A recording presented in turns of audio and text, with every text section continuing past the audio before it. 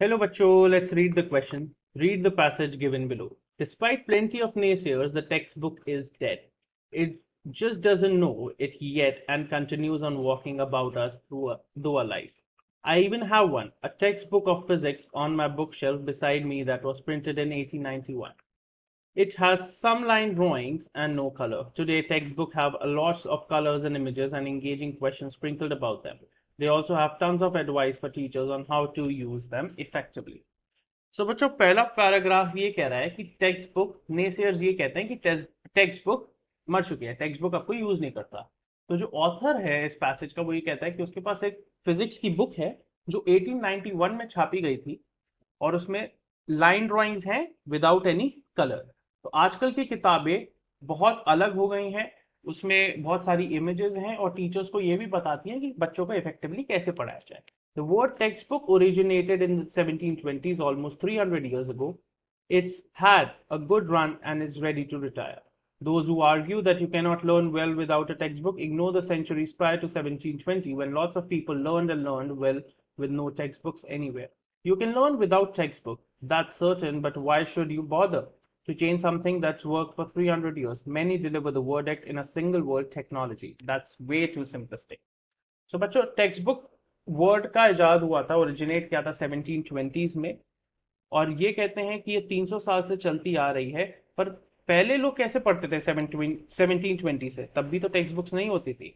तो आजकल के लोग कह रहे हैं कि बिना टेक्स्ट बुक के भी पढ़ा जा सकता है टेक्नोलॉजी से।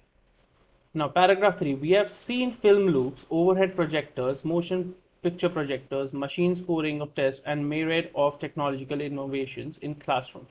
But the textbook remains. No technology alone will not end the reel of the textbook.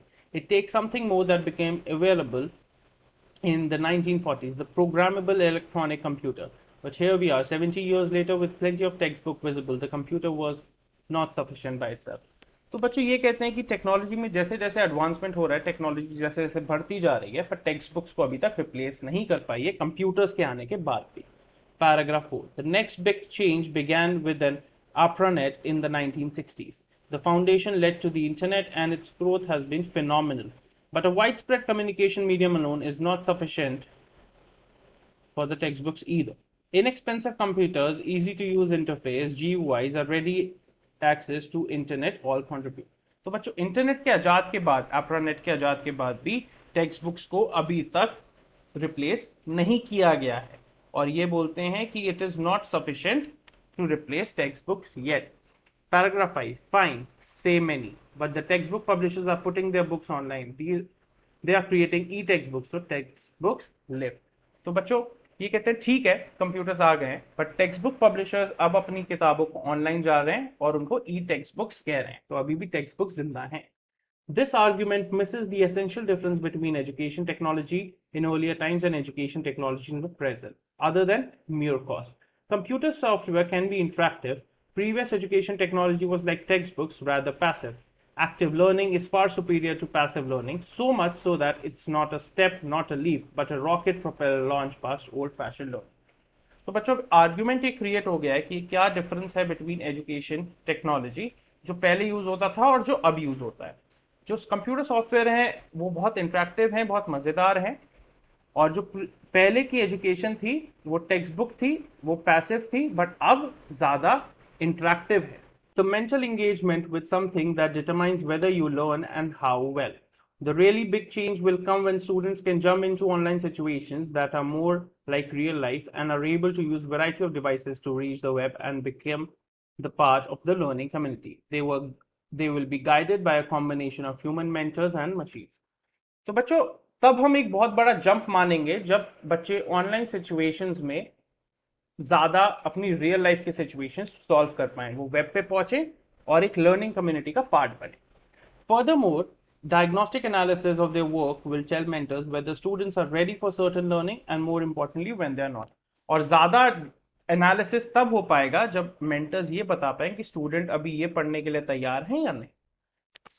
8th paragraph, textbooks do not tap into our brains to realize this learning potential. Hence, today textbook is a zombie. It's just waiting for that wooden stake or silver bullet to put it in a well-deserved rest.